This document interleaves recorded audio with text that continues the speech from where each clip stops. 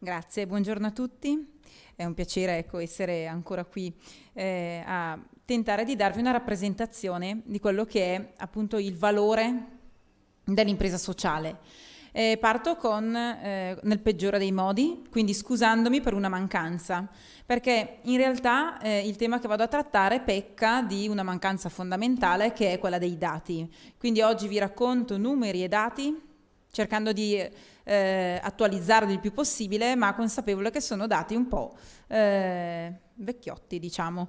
Quindi l'idea è quella di, nella mia presentazione, di darvi appunto il motivo e il senso della necessità di valorizzare l'identità dell'impresa sociale dal punto di vista economico, che appunto Marica diceva è un po' forse il dato che salta meno agli occhi quando si parla di impresa sociale, si guarda molto più al sociale che non al lato imprenditoriale. Cercherò di darvi invece un po' di dati economici, quantitativi, insomma, che diano la rappresentazione del settore proprio, rappresentandone appunto il valore economico e specificatamente nei settori in cui prevalentemente l'impresa sociale opera.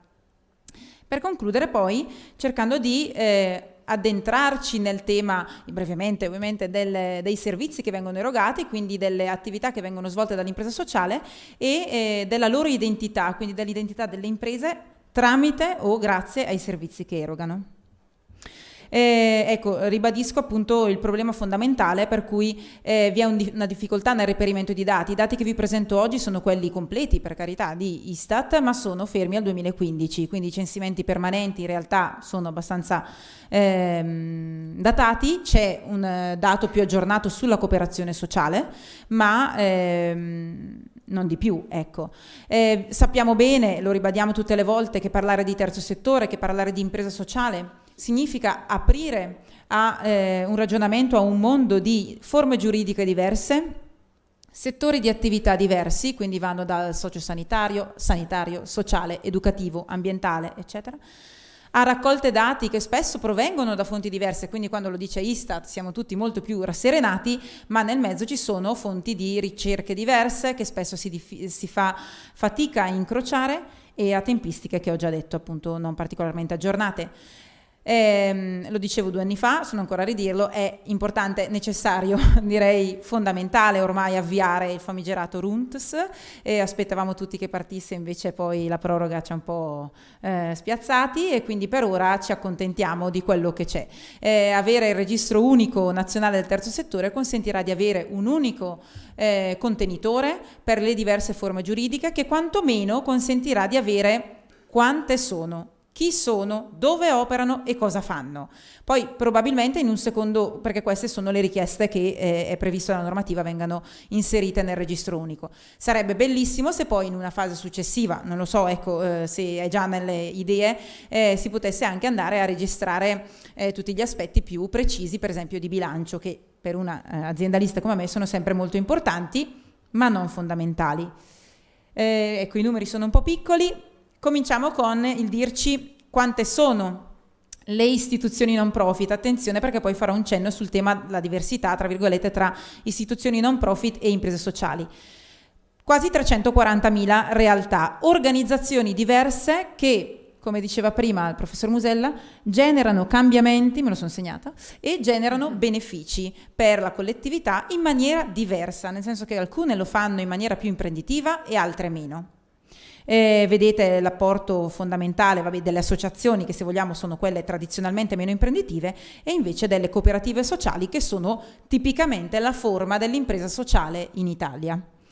E poi il ruolo delle fondazioni, che insomma è sempre un po' nel mezzo, ibrido. In realtà, se poi guardiamo l'aspetto economico, le fondazioni hanno dei bilanci da imprese molto molto significativi, gestiscono servizi. Se penso al panorama lombardo, nel tema degli anziani, nel tema del sociosanitario e del sanitario, il ruolo delle fondazioni è un ruolo di impresa che a mio parere deve emergere più di quanto non sia ora. E vediamo qui dove operano. Questi sono i settori di attività prevalente. Ho sottolineato prevalente, non so se si vede, perché in realtà poi nel censimento appunto c'era il settore prevalente e secondario, però per l'attività prevalente vediamo, ecco, poi ho evidenziato con le freccette, scusate, ecco, le aree in cui le organizzazioni sono più attive. Il settore sono quelli della cultura, sport e ricreazione, che però sfalsa completamente il dato perché sono quasi tutte le associazioni e quindi sono 218.000 organizzazioni. Per passare poi all'assistenza sociale e protezione civile, dove il grande gruppo delle 30.000 organizzazioni in realtà è assistenza sociale, nonostante sia poi stato aggregato con la protezione civile. Poi vi sono tutte le realtà, 20.000 circa, che si occupano di relazioni sindacali e rappresentanza di interessi, per poi passare all'istruzione, alla ricerca e alla sanità. All'interno di queste organizzazioni, ho detto prima, istituzioni non profit, vuol dire che in realtà vi sono attività più imprenditive e meno imprenditive. Istat ci aiuta, ci viene incontro, perché per tutte le categorie e le descrizioni ci dà il dettaglio di quante siano più o meno market oriented. Quindi vedete che ci sono due colonne. Quali sono i settori in cui vi è una prevalenza di istituzioni non profit orientate al mercato, quindi io leggo più imprenditive. Lo vedete dove ci sono le frecce.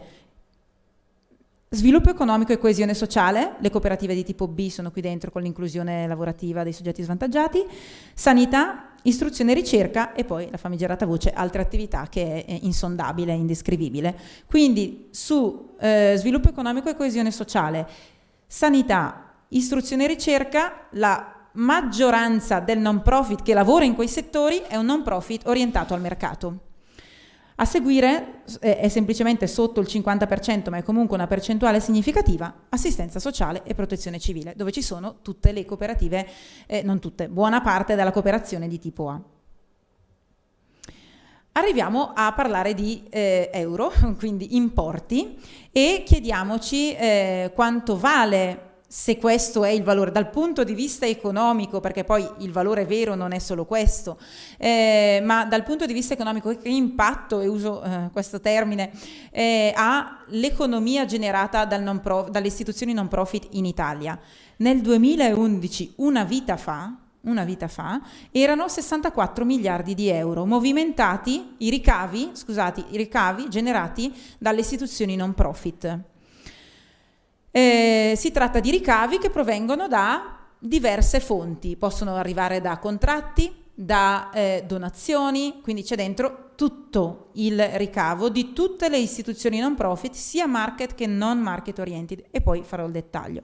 Però mi sembrava importante vedere la dimensione, 64 miliardi di euro. 6 volte il reddito di cittadinanza, non so, perché adesso il reddito di cittadinanza è l'unico valore che ci resta in mente dei 10 miliardi, però per dire un importo significativo. Quali sono i settori in cui il fatturato, adesso uso un termine, il valore della produzione, da cui deriva il maggior valore della produzione? Sono la sanità, 18%, lo immaginavamo tutti, l'assistenza sociale e protezione civile, quindi i servizi sociali, 16%, cultura, sport e ricreazione, un altro 16%, e poi istruzione e ricerca al 13%. Quindi indipendentemente dalla numerosità delle organizzazioni, la maggior fonte di ricavi nel settore non profit deriva da questi 4 macro temi: sanità, assistenza sociale, cultura, sport e ricreazione, e istruzione e ricerca, scusate. Se poi vado a vedere il dettaglio delle prime 3, gli 11,3 miliardi di ricavi prodotti nel settore della sanità dal non profit, lunghissima premessa, derivano per la gran parte da servizi ospedalieri generali e riabilitativi. Se guardo i 10,2 miliardi di ricavi prodotti dal non profit nel settore dell'assistenza sociale, derivano per il 91% dai servizi di assistenza sociale, quindi praticamente tutti, e invece si dividono in maniera un filino più equa, anche se comunque con una prevalenza, i 10 miliardi di ricavi della cultura, sport e ricreazione, dove un peso significativo ce l'ha lo sport con il 49%. Ma di quei 64 miliardi, quanti derivano dalle non profit che lavorano sul mercato? Perché quei 64 miliardi ci sono dentro anche le raccolte fondi e altre entrate che derivano non dall'attività prevalente di un mercato, se vogliamo vederla così, perché poi qualcuno mi deve spiegare se il fundraising è attività ordinaria o straordinaria in un bilancio. Se guardo solo le imprese sociali orientate al mercato, stiamo parlando del 33% del totale delle istituzioni non profit, ve l'ho fatto vedere prima nella tabella, come numero, ma producono un valore della produzione di 44,3 miliardi, cioè il 70% dei ricavi. Ok? Ovviamente lavorano sul mercato, sono quelle che danno un maggior impatto al volume d'affari generato, diciamo così, dalle istituzioni non profit. Quindi sono 63 i miliardi di euro movimentati dal non profit nel 2011, di sicuro sono aumentati. Di questi 63, 44 arrivano da attività più imprenditive. E se mi limito ad esse, se mi limito alle attività imprenditive del non profit, vedete i settori in cui prevalgono. 10,4 sono nella sanità, praticamente tutta la sanità, quasi tutta la sanità erogata, gestita dal non profit è gestita da imprese sociali, orientate al mercato. Okay? E se guardiamo quanto impatta, facciamo giusto per avere una dimensione, 10,4 sono i miliardi gestiti dalla sanità nelle imprese sociali, la spesa sanitaria totale italiana nel 2011 era 111 miliardi. Ok? Quindi il terzo settore è una parte significativa e seppure ancora minoritaria, per carità. Mentre diventa rilevantissimo, guardate al secondo punto, 8,2 sono i miliardi nell'assistenza sociale e protezione civile erogati, c'è dentro la protezione civile che andrebbe scorporata e non l'ho fatta, però il 90%, insomma, considerate di questi importi, quando la spesa sociale italiana era di circa 9 miliardi. Quindi all'interno della spesa sociale italiana il ruolo del terzo settore è prevalente, è prioritario, è totalizzante quasi. 5,4 nell'istruzione e ricerca, 4,3 nella cultura, sport e ricreazione. Chi li produce, se guardo le forme giuridiche, questi 44,3 miliardi prodotti dalle istituzioni market oriented? 10,7 miliardi dalle cooperative sociali nel 2011, poi vedremo che sono cresciuti, 10,4 dalle associazioni riconosciute, poi arrivano le fondazioni, poi arrivano le associazioni non riconosciute, che per me è pazzesco comunque che producano un giro d'affari, uso un termine un po' desueto anche sui libri di contabilità, di 7,4 miliardi, e sono associazioni non riconosciute che non hanno bisogno di capitale sociale, a volte hanno degli statuti strampalati, scritti un po' così, 4,5 dagli enti ecclesiastici che hanno ancora il loro budget, diciamo. Limitiamoci alle cooperative sociali, che ci siamo detti prima sono l'impresa sociale per eccellenza in Italia. Dove operano le cooperative sociali market oriented? Prevalentemente nell'assistenza sociale, 5,4 miliardi, 2,2 sanità, e poi coesione sociale, che ripeto è il settore in cui l'Istat va a mettere le cooperative di tipo B sostanzialmente. Molto inferiore è l'impatto invece della cooperazione sociale sul tema istruzione e ricerca. Per fortuna sulle cooperative sociali posso darvi qualche dato in più, essendo le cooperative sociali anche registrate all'interno dell'Istat come tipologia di imprese, hanno il settore, possiamo andare a vedere gli addetti, i lavoratori dipendenti, gli addetti eccetera, e vediamo che nel 2017, il dato più recente, ci dice che sono 428.119 i lavoratori dipendenti nelle cooperative sociali in Italia, e più di 12 miliardi è diventato il fatturato, perché là eravamo praticamente a quasi 10 anni fa, nel 2011, insomma 8 anni fa. In questi 8 anni il fatturato della cooperazione sociale italiana è cresciuto di quasi 1,5 miliardi. Dopo avervi più o meno ubriacato di dati come mio solito, mi scuso, lascerò comunque le slide disponibili così se qualcuno vuole approfondire. I dati sono tutti su Istat, è semplicemente fatica di estrapolarli, ma ci sono ricerche anche che li riassumono, però per darvi un po' l'idea di quanto è grande il settore del non profit. Il problema qual è? È che non riesce a confrontarlo con un altro settore, perché in sé dovrei confrontare il settore non profit nella sanità con il profit nella sanità, perché il non profit non è in sé un settore di operatività, è un insieme di forme giuridiche. E con cosa lo confronto? Con la dimensione delle SPA, delle SNC, e ovviamente non interessa a nessuno, ma che confronto sarebbe? Vedere la loro dimensione rispetto all'impresa di capitali?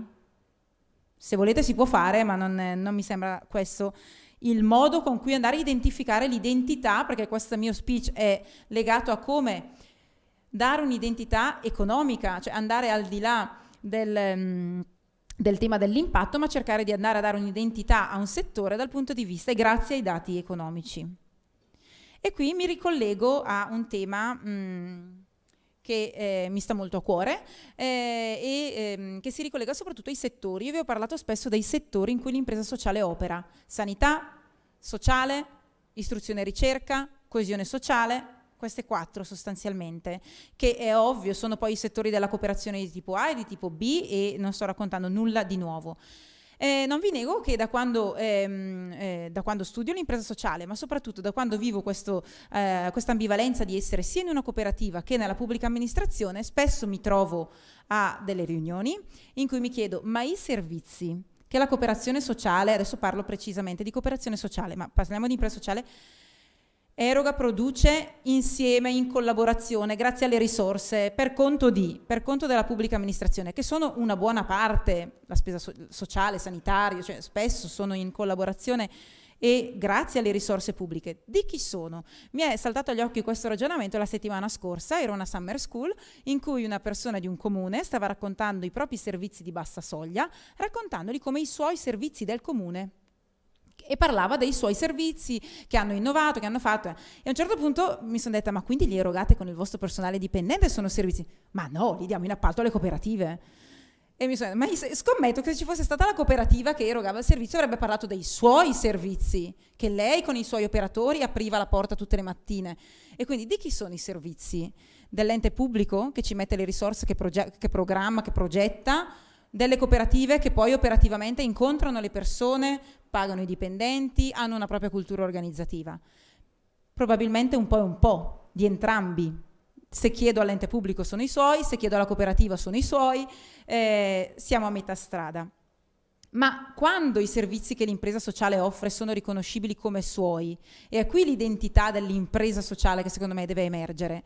Quando per l'ente pubblico non è: ma no, li do in appalto alle cooperative, ma li do in appalto a quella cooperativa, perché è quella che ha quella cultura organizzativa, quello stile di lavoro che me la fa scegliere perché ha un valore aggiunto.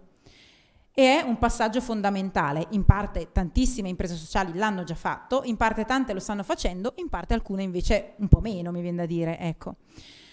È ovviamente un distinguo necessario tra chi ha un'attività imprenditiva propria, mi viene da dire le cooperative di tipo B che operano con il privato, ci sono tantissimi esempi di imprese riconoscibilissime con il proprio marchio, con il proprio brand. Ho riportato l'idea del brand proprio per dire: quando la cooperativa sociale, l'impresa sociale ha il proprio brand riconoscibile con il suo marchio sui servizi o sui prodotti che eroga o produce, e quando invece i servizi restano il servizio del comune, della regione, dell'ente pubblico, erogati da una cooperativa sociale. Questo una però non mi fa emergere l'identità, non mi fa dire quella cooperativa sociale.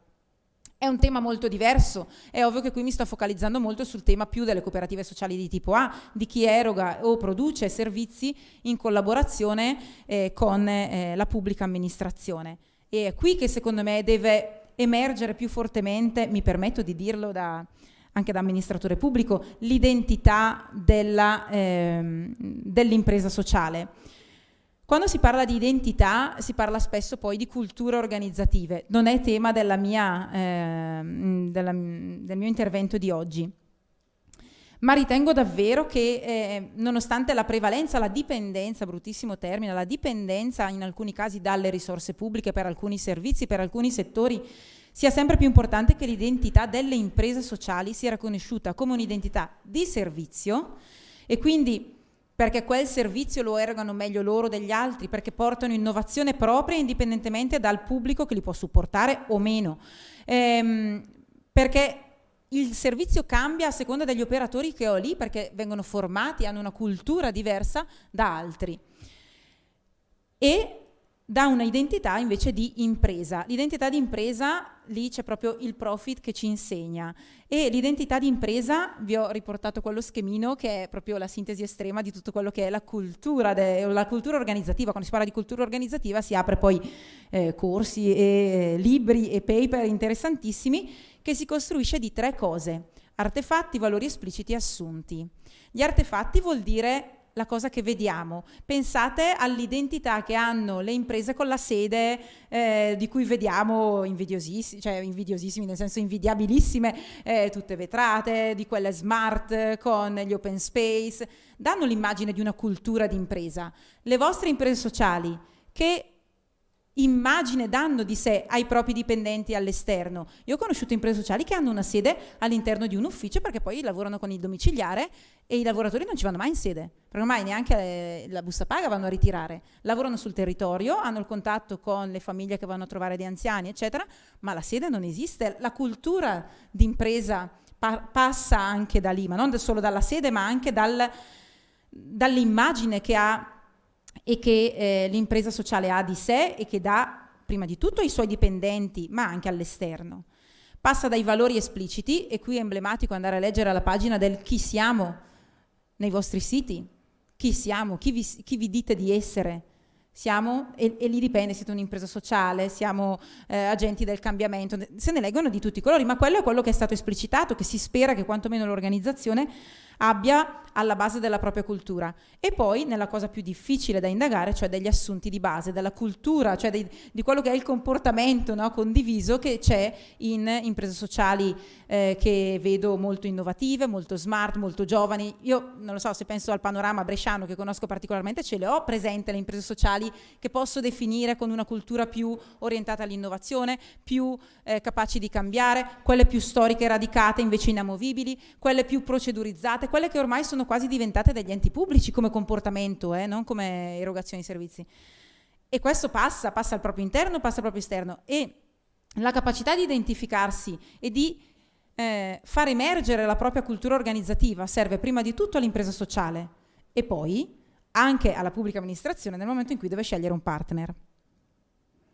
Infine, chiudo con un accenno a una cosa che si usa tantissimo nella valutazione di impatto, anche se so che la valutazione di impatto è un po' messa al bando in questo, guardo Borzaga, però quando si fa valutazione di impatto e non riesci a venirne fuori, ti devi chiedere, questo è il mio suggerimento sempre, ma se non ci fosse stato quel progetto, quell'impresa, quella cosa sarebbe accaduto a quel territorio, a quelle persone? A volte quando non riesce a esplicitare il cambiamento, prova a ragionare al contrario. Come sarebbe quel territorio, quell'utenza, quel target, se non ci fosse stato quell'intervento? Spesso è una domanda che ci aiuta, una domanda di ricerca molto banale, se volete, ma che aiuta a far emergere delle risposte.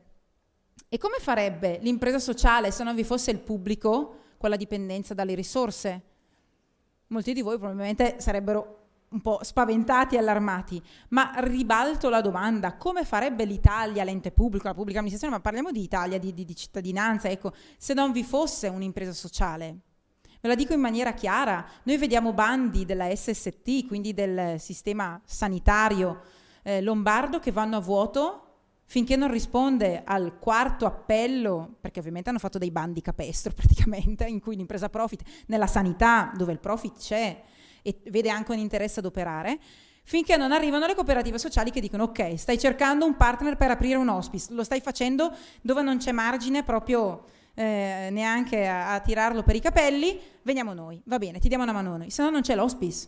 Questo è il tema, perché ormai anche la pubblica amministrazione è retrattile nella gestione e spesso quando vanno a vuoto i bandi al terzo appello, chi interviene spesso, perché è la pubblica amministrazione che chiama, è l'impresa sociale.